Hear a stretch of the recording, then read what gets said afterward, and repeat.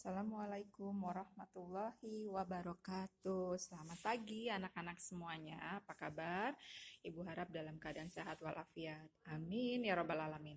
Baiklah, hari ini kita ingin belajar eh, penjumlahan bilangan pecahan. Untuk penjumlahan bilangan pecahan, lupa. Sebelum mulai kita baca doa dulu. Bismillahirrahmanirrahim. Rabbi zidni ilma warjukni fahma. Amin. Baik. Hari ini kita akan belajar tentang penjumlahan bilangan pecahan. Untuk penjumlahan bilangan pecahan itu kita juga harus mengetahui bilangan pecahannya itu sendiri. Bilangan pecahan itu sendiri apa sih? Bilangan pecahan itu adalah bilangan yang dapat dinyatakan dalam bentuk di mana A per B. A disebut adalah pembilang, ingat nih, A disebut adalah pembilang dan B disebut adalah penyebut.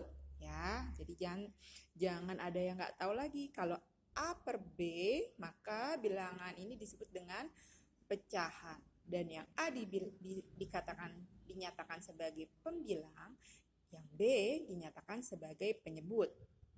Bilangan pecahan. Ini sebenarnya pelajaran kelas 4. Bilangan pecahan itu terbagi menjadi beberapa. Ada pecahan biasa.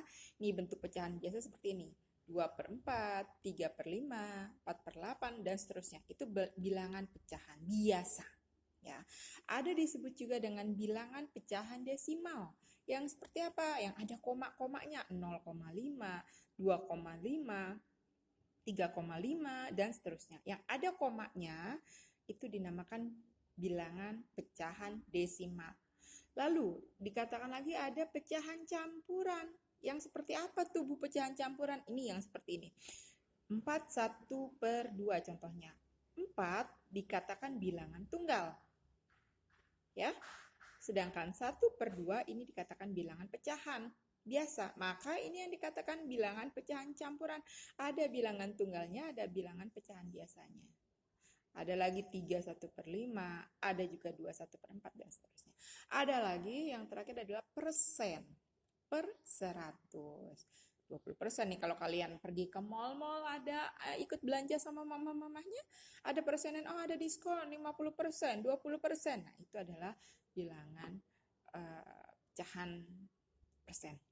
Untuk apa sih? Ya, belajar seperti ini untuk kalian mengetahui dalam kehidupan sehari-hari nanti bagaimana cara untuk membagi suatu bilangan. Baik, sekarang penjumlahan bilangan pecahan. Langkah yang harus sangat kalian pegang adalah kuncinya adalah yang pertama.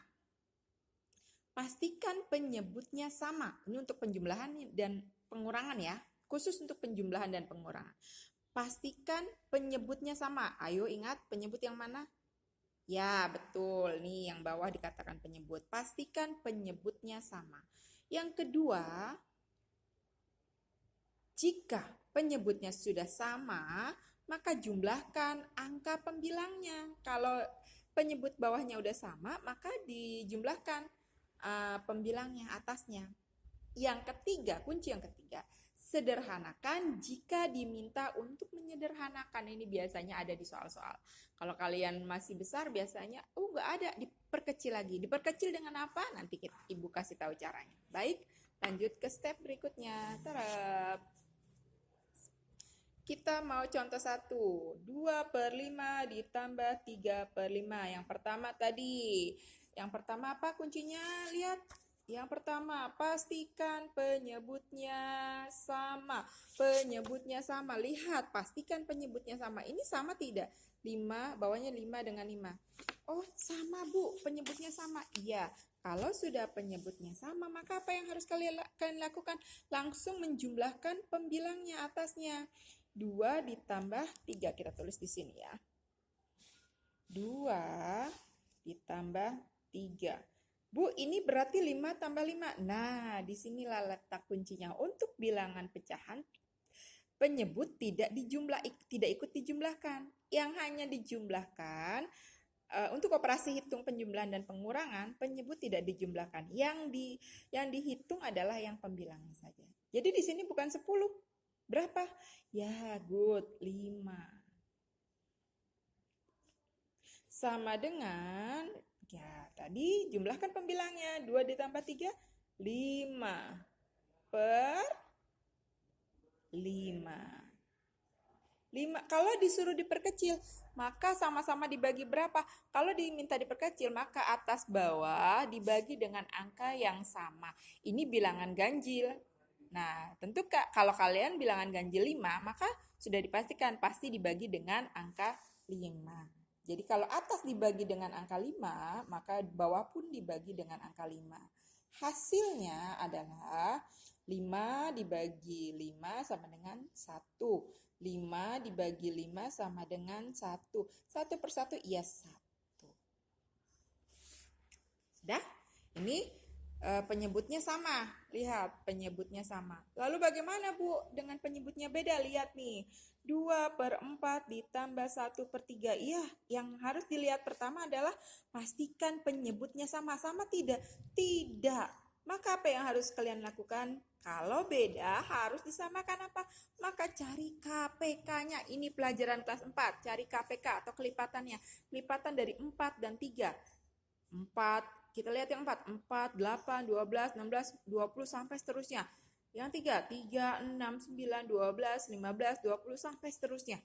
Lalu di antara dua angka ini, mana yang hasil kelipatannya sama? Ya, betul yang Ibu lingkari ini angka 12.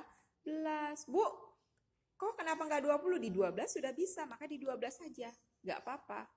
Ya, lalu kita simpan di sini, tulis di sini 12. Ya, 12, di sini pun 12. Ya, KPK dari 4 dan 3 adalah 12.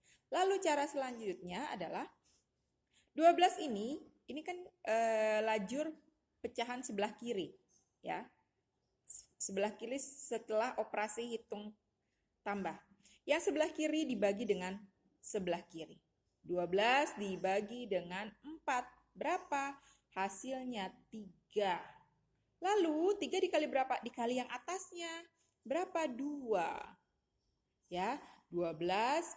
Ini karena di lajur kiri, 12 dibagi dengan lajur kiri juga yang bawah. Berapa? 4. Ulang ya, 12 dibagi 4 kali atas. 12 bagi bawah kali atas. 12 bagi 4 kali atasnya berapa? 12 bagi 4, 3. Kali atasnya 2. Simpan dulu, tulis dulu di sini. Lalu yang lajur kanan, setelah operasi tambah, lajur kanan, 12 dibagi berapa? Iya, betul, 12 dibagi 3. Kali atasnya. 12 bagi 3 berapa? 4, simpan di sini. Kali atasnya berapa? Atasnya 1, simpan di sini. Jadi 4 kali 1. Sudah selesai? Belum. Lanjut. 3 kali 2 berapa hasilnya? Taruh di sini 6. Di sini dipindahkan 12-nya. Lalu 4 kali 1. Ya, betul 4. Dipindahkan lagi 12-nya. Sudah bisa dijumlahkan? Bisa. Kenapa? Karena penyebutnya sudah sama. Bu, dijumlahkan nggak penyebutnya? Enggak, tidak. Seperti yang tadi Ibu bilang, untuk penjumlahan dan pengurangan, penyebut tidak ikut dijumlahkan. Yang dijumlahkan hanya pembilangnya. Sudah dijumlahkan berapa? Iya, 10 per 12. Bu, bisa diperkecil? Bisa. Dibagi dengan angka yang sama. Dibagi 2, atas dibagi. Kalau atas dibagi 2, maka bawah pun dibagi 2. Hasilnya adalah 10 bagi 2, 5. 12 bagi 2, 6. Seperti itu. Jadi, penjumlahan 2 per 4 ditambah 1 per 3, hasilnya adalah 5 per 6. Sampai sini dulu Ibu sampaikan materi hari ini. Mudah-mudahan kalian paham, insya Allah paham. Bagi yang belum paham, bisa langsung bertanya pada Ibu Japri. Kurang lebihnya Ibu mohon maaf. Billahi taufiq wal hidayah. Wassalamualaikum warahmatullahi wabarakatuh.